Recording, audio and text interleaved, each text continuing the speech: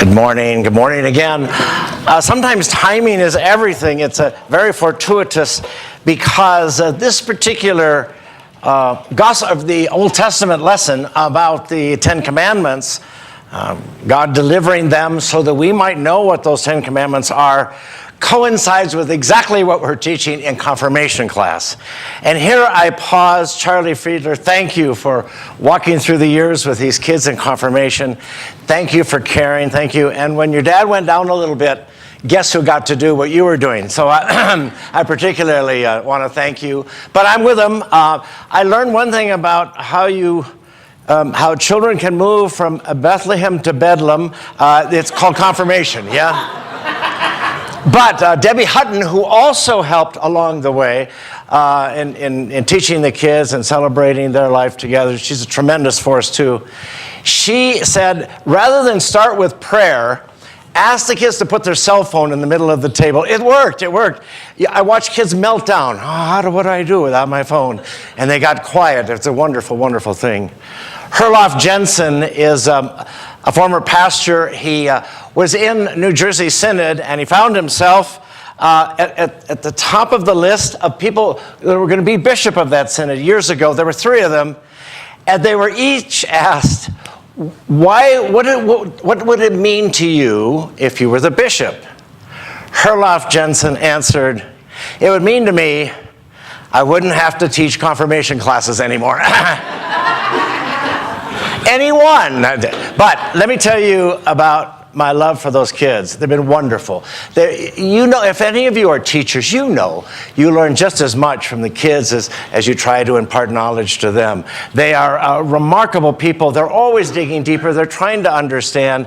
Sometimes they listen and sometimes they don't, but it's that energy that I love, and I sense it in this congregation. And here we are this Wednesday night. We're going to be talking about thou shalt not steal. We're now at the 7th commandment. Just a little refresher for those of you who've already gone through this in confirmation class or growing up, or maybe it's new to you. 10 commandments, right? The first 3, let's try to remember them. The first 3 are about our relationship to God. You shall have no other gods before me. You shall not take my name in vain. Remember the Sabbath day to keep it holy. That's about our relationship to God. The next 7 can be thornier. Honor your father and your mother, and thou shalt not kill. The 5th, the 6th is you shall not commit adultery. The 7th, you shall not steal. The 8th, thou shalt not bear false witness against thy neighbor. The 9th is thou shalt not covet thy house. Every time I look out, I covet that house over there, and the 10th is a combination of things that you could covet, including your neighbor's donkey, which I've never committed. There you go. This is it. We're at number 7. It's such an important commandment, and we're going to talk about it this Wednesday night with the kids. You shall not steal. I went off with the bishop and some other pastors of the synod that I used to serve, Bishop Matthias, Bob Matthias, and he was talking about something very different than this 10th commandment. And he shared with us at the beginning of that retreat an experience he had the day before where he had sat down, his wife, they had breakfast, he was reading the newspaper of the local area where he had been a pastor. And he was going down the police blotter. He never did this, never go down the police blotter particularly. And he saw a name and an age, and he said, oh my goodness. That's one of the kids I taught in confirmation, now an adult. And he's in the jail for robbery. And he was trying to put this into it. How could it be? We worked so hard on those 10 commandments. Thou shalt not steal. And it was a very powerful moment in his ministry. And he realized he still needs to continue to teach. Don't steal. Don't take things from your brother, your sister, your neighbor, your friend, society. It should be seared into the soul, and yet we forget. And I went back into my own ministry early on where an altar boy, bless his heart, an altar boy who had been the one that took the offering downstairs. It was a separate room. It was always locked. And one time a few of the deacons of the church said, we're missing cash every Sunday for the last 2 or 3 weeks. And nobody could figure it out. And finally, lucky me, I got to address him and his mom.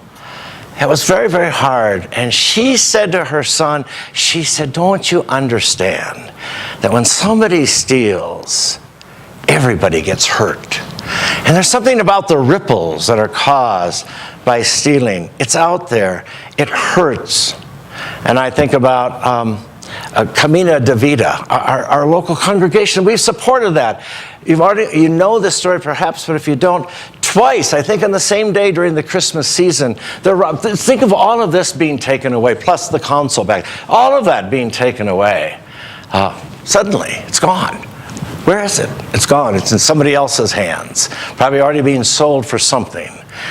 And everybody gets hurt, even the ripples now to our church, because we want to help them. It's all part of the family of God, and we learn this in confirmation. We learn this in the Old Testament.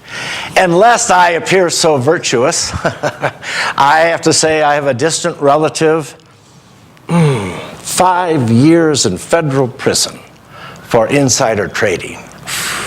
There you are. And maybe that didn't happen in your family, and maybe you've never ever taken anything yourself, but if you have, or if you've been taken from, even as I say these words, I'll bet you're remembering somebody took something, or maybe you did too. It always hurts. It comes back and it hurts. And I was very close to stealing something. Oh my. Well, I should never do confessions during sermons. Very bad for the soul. But I was a pastor in Brooklyn, and we were doing a project in our church. I think it cost about, I don't remember, $100,000. It was a renovation project. We were doing some new rooms, and we were preparing some things for something. But it was somewhat costly for that church. This was years ago. And the bids were to come to me, I don't know, Tuesday night, 5 o'clock, come give your bids, and there were 3. And the first 2 people came, and they gave their bid, and the third person came, and he said, and here's my bid, Pastor Anderson, and here's an envelope for you. Oh, you know this story, huh? And it seemed soft, and I opened it, and it opened up 5 crisp $100 bills. Wow. I needed the money, so I took it. No, that's not happening. No. And I said, no, I can't do that. Well, years ago, I used to tell that story with a little bit of elaboration, and I would say that I gave him back to, you cannot tempt a pastor of the Lord, you know. But if truth be known, it was much more like,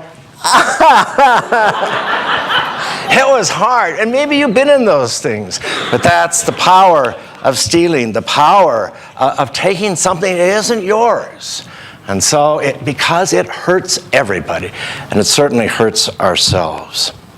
There's something about Jesus then in the gospel where he sweeps through he cleanses, he cleans, he appends the tables in the temple, outside the temple. That's such a powerful way of dealing, I think, with when we fail in the commandments, when we stumble, and when we commit those sins in our lives, those things that cause such harm and hurt to others and to ourselves. It's a kind of a cleansing motion. Thank you, Jana, for your imagery, too, about spring cleaning. It's a big spring cleaning. We call this soul brooding, or soul confessing, or getting down into the depth of the soul. Robert Bly is one of my favorite poets, and Robert Bly talks about kitchen work of the soul. Not gourmet fixing of food, no. On your hands and knees, scrubbing the floors, scrubbing the gout, scrubbing it, the corners, everything, scrubbing the soul. Why? Because there is a gospel, there's a sense of when you're cleansed, when you feel like you've made a good confession. There's a sense in which the gospel appears in a beautiful way. Otherwise, we're always like this. And the gospel couldn't possibly be for me when I make a good confession, when I'm able to come to the Lord and say, this is me, I've done this, or this is me, I need you, I've been hurt. This is the power of that cleansing. It always comes just about the 3rd week of Lent. It always comes maybe when we need it the most, or maybe when we weren't paying attention the most. It comes as a powerful story. I don't think I ever understood exactly the power of this until I had a wonderful friendship and relationship with Rabbi Leonard Hellman. Now, Leonard Hellman was a rabbi in Santa Fe, and I used to live there for many years. He had a small congregation. He used to be in a big congregation, but he retired. He came back to start because they wanted to start a new congregation in Santa Fe, and they used our Lutheran church where I was serving as an interim. Remarkable. Every Friday, the cross would be changed, and there would be a curtain, and behind the curtain would be the scrolls of the faith, the manuscripts of the Old Testament, and they would take that out, and on our altar they would open them up, and they would read the sacred Isaiah, the sacred Exodus story, for example, today. And then it was time for them to leave, and I remember when they were leaving, you know what the ram's horn is, the shofar, and it was I guess it's like a low trombone or something, and they blew that, the sound of it, as they gathered outside of our little Lutheran church, and off they walked, leaving us because they just built a new church down about a mile down on Rodeo Road, if you know that road in Santa Fe. And I remember when they were leaving, it was such a sight. It was so beautiful. They were going forward. They were cleansing from their past. They were moving forward. And I thought, there goes the rent. There you go. But I came to that service. It was beautiful. And during that time, I had a chance to ask Rabbi Leonard, what is this deep prayer I hear every once in a while? The music is so haunting. And he said, that's the Kaddish. Kaddish. Ever heard of it? K-A-D/D-I-S-H, Kaddish. And what it is, it's a prayer, a mournful prayer of cleansing, quiet, remembering our failures, but honoring God in the midst of our chaos, in the midst of our hurt, in the midst of our mourning. It was often prayed, because there were no musical instruments at Auschwitz, prayed there, sung by the rabbis and others. And often you'll hear it with a cello and a violin, sometimes a piano too. Beautiful, beautiful. And I said, Leonard, what does God say after you pray this mournful song? And what does God say back to you? And I desperately wanted to know. And he said, God says, I'll give you another day. I said, what do you mean? What do you mean, Leonard? I'll give you well, what does that mean? He said, you want more? And I began to think, no, I guess I understand it. I'll give you another day. I'll give you another chance to right your ship. I'll give you another chance to clean your temple. I'll give you another chance to hear my word when you don't want to hear my word. I'll give you another chance to get to that confirmand in prison and bring him out into a new world. I'll give you another chance to start over. I'll give you another day. I pass that on as the gospel today, dear hearts, and that we might know there's always from the word of the Lord in the midst of whatever you are, another day. Well, let's prepare ourselves then for communion and another communion, asking these things in Christ's name. Amen. Amen.